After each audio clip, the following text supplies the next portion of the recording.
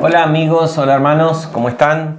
Vamos a ocupar un ratito nomás del tiempo y esto es una alegría para mí, creo que para ustedes también, el tener la oportunidad de ocuparnos de las cosas que realmente importan, de las cosas que tienen que ver con la eternidad. Y nos tocaría ver y comenzar el capítulo 16 del Evangelio de Lucas. Habíamos visto hasta acá la parábola de la oveja perdida, la parábola de la moneda perdida y la parábola del hijo pródigo en el capítulo 15. Ahora nos tocaría ver el capítulo 16 y dice el versículo 1: dijo también a sus discípulos. Entonces acá tenemos que hacer un freno para ubicarnos en el contexto, en el tratarnos de imaginar la situación. Y el secreto y la llave está en la palabra también, porque dijo, muchas cosas dijo Jesús, pero también, es decir, que está agregando al discurso que venía ya relatando en todo el capítulo 15, esta nueva parábola, esta nueva enseñanza.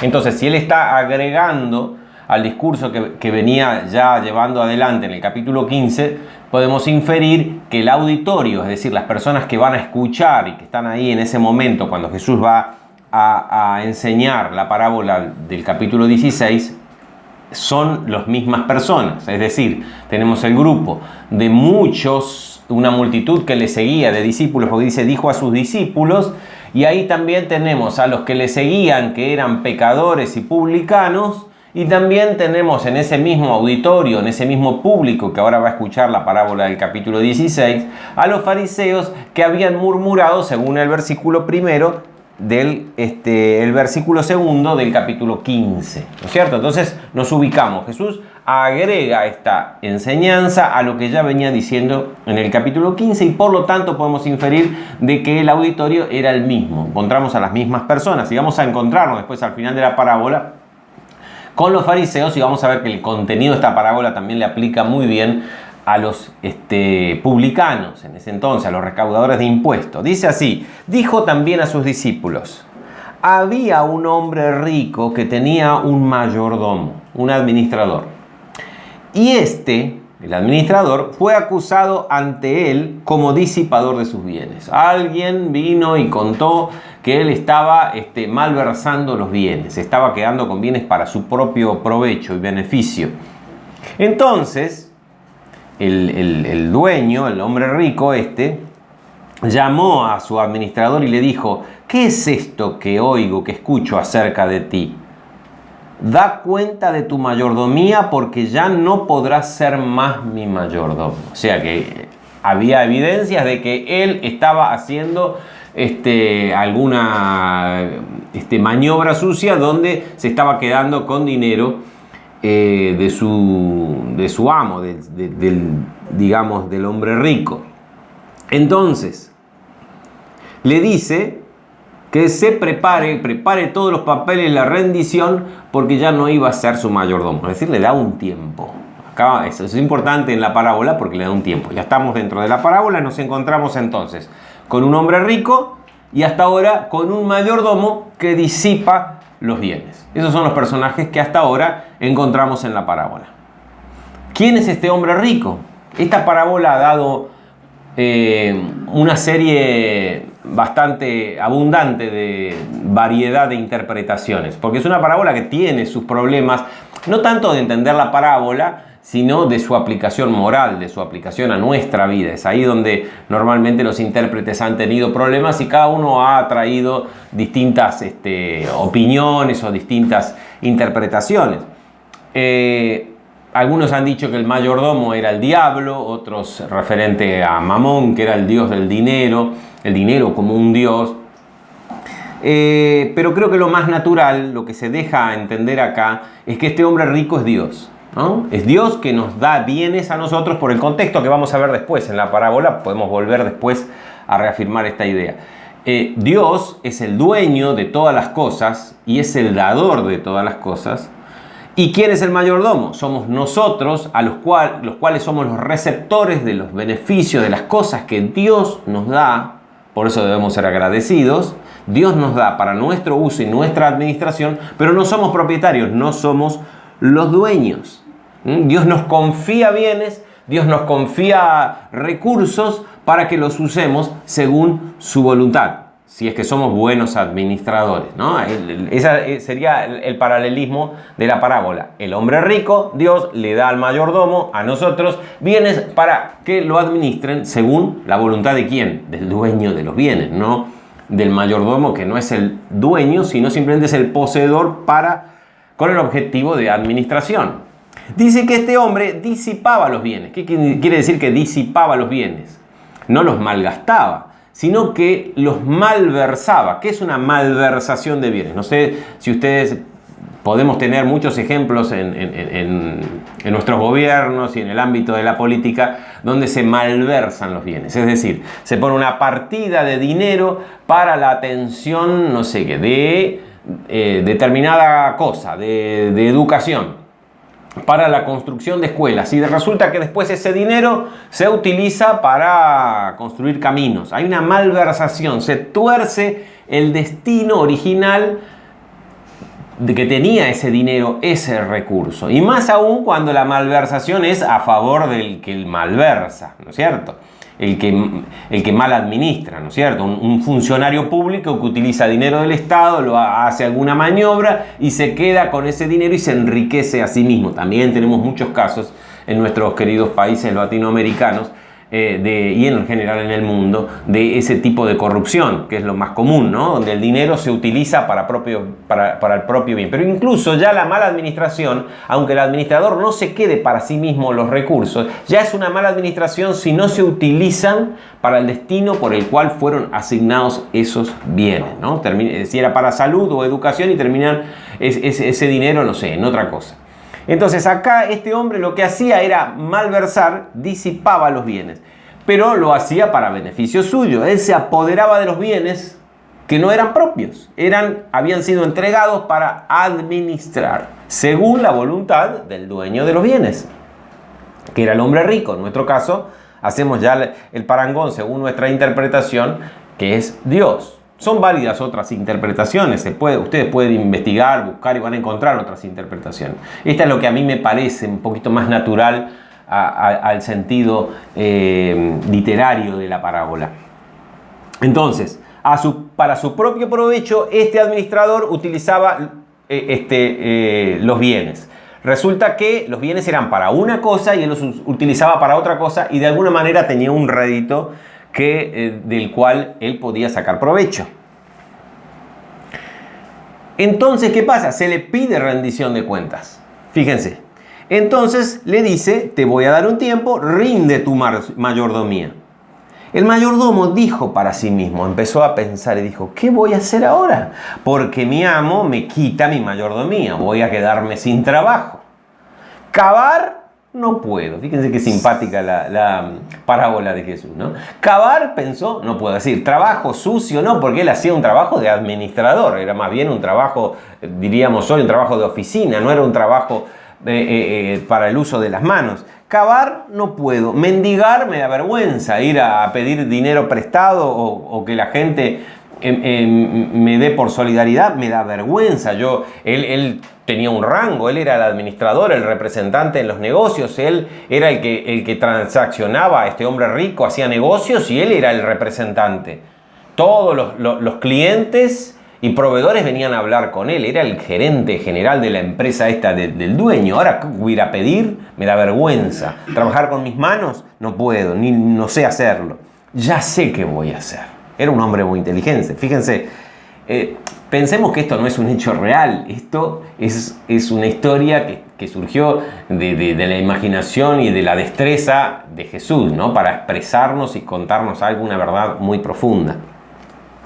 Fíjense con qué maestría Jesús describe esta situación. Así que dice: ya sé lo que haré para cuando se me quite la mayordomía, cuando me quede sin trabajo, me reciban en sus casas. No en sus casas porque no tenía donde dormir, sino que me reciban en sus casas, en sus negocios, y yo pueda conseguir algún favor de alguien. Ya sé lo que voy a hacer. Y llamando a cada uno, y acá nos cuenta el plan, llamando a cada uno de los deudores de su amo, porque su amo se ve que vendía en cuenta corriente, comerciaba en cuenta corriente, llamando a cada uno de los clientes que le debían a su amo, le dijo al primero: ¿cuánto debes a mi amo? Y él le dijo: 100 barriles de aceite. Entonces el mayordomo le dijo, toma tu cuenta, siéntate pronto y escribe 50. Parece un juego de palabras, ¿no? Pero lo que le está diciendo es, ¿cuánto debías? 100, anotá 50. Entonces, ¿cuál era la idea? Voy a quedar agradecido. ¿Cuál era el beneficio? Fíjense, estaba malversando todavía más los fondos, pero dijo, ya que me van a echar por malversar o por disipar los bienes de mi amo, voy a sacar ventaja de esto, ¿no? A futuro, voy a quedar bien con un montón de gente. Alguno de ellos me va a agradecer el bien que yo le hice, porque le hice ganar dinero o ahorrarse dinero, y me va a recibir. No sé quién lo recibiría como administrador, no creo que ninguno, ¿no? Pero por lo menos algún favor él podría cobrarse. Después le dijo al otro, ¿y tú cuánto debes? Y él le dijo, 100 medidas de trigo. Fíjense lo que se comerciaba en esa época, ¿no? Trigo. Y él le dijo, toma tu cuenta y escribe 80. A uno le daba el 50% de descuento. Depende, él conocía bien a quiénes eran los clientes de su amo y qué beneficio podía sacar de cada uno. Así que a cada uno le hacía un descuento diferente y especial a medida, con tal de tener provecho de eso. Toma tu cuenta y escribe 80. Y así hizo con cada uno, porque acá nos pone dos ejemplos, pero dice que a cada uno los llamó, él era el representante del amo, así que ellos creían que estaban haciendo un super negocio y en realidad lo estaban haciendo. Dice que alabó, dice Jesús, el amo al mayordomo malo por haber hecho sagazmente. Lo alabó, se admiró. ¿Qué admiró? La actitud que había tenido este hombre de malicia. Este hombre alabó el hecho de que lo haya estafado porque realmente le hizo perder un montón de dinero. No aprobaba el amo lo que él hizo. No es que Dios aprueba la injusticia, no que Dios aprueba esta deshonestidad. Lo que alabó es la viveza con que el tipo aprovechó el mismo hecho por el cual estaba siendo echado de su trabajo para poder hacerse un colchoncito y poder de alguna manera obtener alguna salvaguarda cuando fuera despedido. Dijo, alabó el amo al mayordomo malo por haber hecho sagazmente. Y fíjense lo que dice Jesús, porque acá empieza un poquito la aplicación de la parábola, ¿no? Dice, porque los hijos de este siglo son más sagaces en el trato con sus semejantes que los hijos de la luz. Haz una consideración. Los hijos de este siglo, ¿quiénes son? Todos aquellos que se manejan y viven gobernados bajo este sistema, la economía de este mundo, las reglas de juego de este mundo. Entonces, dice que las personas que están acá son más sagaces para hacer sus propios negocios que los hijos de la luz para hacer sus propios negocios y obtener su propio beneficio, ¿no? Por eso, lo que Jesús dice que el amo alababa, en realidad si el amo representa a Dios, Dios de alguna manera admira cómo los incrédulos en sus negocios son sagaces y nosotros los cristianos, los discípulos, los hijos de Dios, para nuestros negocios no somos sagaces, porque no hacemos buenos negocios. No hacemos tesoros en el cielo, porque esos son nuestros negocios, ¿no? No hacemos tesoros en el cielo. No buscamos la gloria de Dios que redunda en nuestra gloria. No queremos perdonar para ser perdonados y tener el beneficio del perdón. No queremos ser misericordiosos para obtener misericordia. No queremos dar para recibir. Esas son las leyes del reino de Dios. Ahí no somos sagaces, somos tontos. Porque somos mezquinos, porque no queremos perdonar, porque no queremos hacer eso. Y para nuestras cosas somos tontos. En cambio, la gente que no conoce a Dios, que se maneja simplemente con el sistema de este mundo, sí son sagaces, sí saben hacer negocios, sí se hacen ricos y buscan hacer beneficios estafando a uno, estafando al otro, mintiendo, engañando, poniendo una cosa por otra. ¿Me explico? Ese es el sentido de la palabra, ese es el sentido de la aplicación de esta parábola. Pues si no podemos entender que Jesús lo que está probando es la deshonestidad y nos está instando a que seamos deshonestos. No, admira cómo acá para las cosas de este mundo son vivos y nosotros para nuestras cosas somos tontos, no somos sagaces, no somos astutos, ¿no? Che, mirá, tenés que perdonar para hacer perdón. No, qué buena oportunidad tengo de perdonar y arreglar las cosas con esta persona. Entonces, ¿qué voy a recibir? Voy a recibir el perdón de Dios y también el amor de la persona. Y voy a restablecer un vínculo de hermandad donde puede fluir el amor de Dios y va a traer bendición de seguro. ¿no? Puedo dar de mi tiempo, de mi dinero, de mis cosas, y Dios me lo va a dar. No es que yo lo doy para que Dios me dé. Simplemente cuando doy, Dios me da. Es así porque es el principio del reino de los cielos. Me explico. Vamos, avancemos. Y dice que los hijos de este siglo son más sagaces en el trato con sus semejantes que los hijos de la luz. Y yo os digo, ganen amigos por medio de las riquezas injustas. Ahí nos cambia un poquito el sentido y nos centra en el verdadero sentido de la parábola. Fíjense, llama a las riquezas injustas. ¿Por qué las llama injustas? Para entender por qué las riquezas son injustas. Acá hay un montón de otras también interpretaciones que son válidas y las podemos tomar. De que las riquezas son injustas porque son, de alguna manera, cuando uno adquiere riqueza, de alguna manera hay injusticias porque otras personas quedan sin, y todo ese tipo de consideraciones que podemos hacer. Para mi criterio, son injustas por el hecho de que son malversadas. Porque las riquezas que Dios nos da para que administremos, los recursos que nos da, el sueldo que cobramos o el dinero que generamos con nuestro negocio, que Dios nos provee, es para utilizarlo según los principios del reino de los cielos. Y al malversarlo, porque nosotros nos queremos apropiar de eso, y esto es mío, y es para mí, cuando alguien nos pide que abramos la mano, la tenemos de piedra la mano, ¿no? Entonces se tornan esas riquezas injustas, así como... ¿Por qué son injustas? Porque eran injustas en el versículo 8 cuando el administrador hacía lo que hacía, ¿no es cierto? Ese es el sentido de la injusticia. El versículo 8 que dice que este hombre hizo sagazmente porque actuó con injusticia.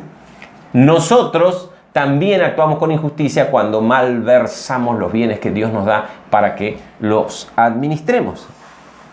Dice, hagan amigos por medio de las riquezas injustas, para que cuando éstas falten, ¿cuándo faltan? Cuando nos vamos. Porque, ¿saben cuándo nos damos cuenta que las riquezas no son nuestras? Nada de lo que hayamos logrado en este mundo acumular será nuestro cuando nos vamos, porque nos vamos desnuditos. Nos visten y todo, pero nosotros no llevamos nada. Con todo lo que nos visten y los zapatitos y todo lo que nos pueden poner queda abajo y se pudre. No llevamos nada. ¿Vieron? Al final no era nuestro. Resulta que, mientras tanto, estamos convencidos de que es todo nuestro. Dice, cuando éstas falten, os reciban en las moradas eternas. ¿Qué quiere decir esto? ¿No? Primero tenemos que preguntarnos. Dice, ganad amigos. ¿Quiénes son estos amigos? Otra de las tantas preguntas que se han hecho los exégetas, los intérpretes, y han surgido un montón de interpretaciones, todas válidas, porque si Jesús no hace la interpretación, son todas válidas, pero yo les estoy diciendo lo que a mí me parece más natural, que estos amigos, algunos dicen que es Dios, que es Jesús, que pueden ser los ángeles, que nos reciban en las moradas eternas. Yo creo que ¿cómo podemos utilizar las riquezas injustas? Esto que Dios nos da ahora, para este tiempo, para este momento, y que no son nuestros, para que los administremos bien y que después nos reciban, y utilizándolos para el reino de Dios, ¿no? Si hay pobres, socorrerlos. Si hay necesitados, estar ahí. Si hay gente que necesita instrucción, estar para instruirlos con nuestras riquezas y nuestros recursos de tiempo, de lo que sea, ¿no? Hoy dicen que el tiempo es dinero, también nuestro tiempo. Y entonces, después, esas personas que nosotros hayamos ayudado van a ser las perlas de nuestra corona, ¿no? Pablo le dice a varias iglesias, ustedes son corona mía, son mi premio. El hecho de que Él los engendró en la fe, Él por medio de su predicación y de su trabajo y de su esfuerzo y de todos los recursos que Él invirtió en ellos, logró ahora que ellos los reciban, estas mismas iglesias, y los hermanos que integraban estas iglesias los reciban a Él en las moradas eternas. A mí me parece como lo más natural en la interpretación de quiénes son los amigos. Gánense amigos. Utilicen, lo que Jesús está diciendo es, ojo, lo que Dios les da, utilícenlo para el reino de los cielos. Utilicen para ganar personas para el reino de los cielos. Utilicen para instruir, para ayudar, para dar. Siempre el principio en el cristiano es el dar, ¿no? El dar. Uno quiere juntar capital, hay que dar. Y vamos a recibir medida apretada, remecida en nuestro regazo, dice Jesús. Y vamos a ir terminando ahora, después vamos a hacer la conclusión en la próxima charla. con esta sentencia que Jesús dice en el versículo 10, el que es fiel en lo muy poco, también en lo más es fiel. Cómo Dios mira lo que hacemos en lo muy poco con los recursos que tenemos acá. ¿Qué recursos que tenemos acá? Son pocos comparado con la eternidad y con los recursos eternos, ¿no? Entonces, el que es fiel ahora con lo poco que tenemos, entonces será fiel en lo mucho. Y Dios observa eso, ¿eh? Observa eso. Y hay una medida. Fíjense que hay una equivalencia acá. ¿Cómo somos acá? Seremos allá. Es así, ¿no? No es que acá hago lo que quiero y después Dios es bueno. Y no. Lo que hagamos acá, por nuestras obras seremos juzgados, ¿no? Por nuestros frutos seremos juzgados. Dice, el que es fiel en lo poco, también en lo más es fiel. Y en que en lo muy poco es injusto, también en lo más es injusto. Así que si somos injustos, es decir, malversamos los bienes que Dios nos da para administrar, nos agarramos para nosotros, buscamos el provecho nuestro, no lo queremos largar, está acá. No estoy hablando solo de dinero, de tiempo, la actitud, la voluntad, el esfuerzo. Todo lo mezquinamos, siempre estamos pensando primero en nosotros, mi familia, mis cosas, mi, y después lo que sobra, si hay una monedita de 5 pesos que ya no me alcanza ni para un caramelo, entonces ahí sí, ¿no? Ponemos en la ofrenda, porque también hay que ayudar al reino de Dios. Ojo, porque Dios está mirando ese pequeño detalle, y es una equivalencia, ¿eh? Así como somos acá, así seremos allá, ¿eh? Cuidado cómo administramos las riquezas injustas. Vamos a terminar acá. Los invito para la próxima para poder dar un cierre a esta parábola que realmente tiene mucha profundidad. Gracias.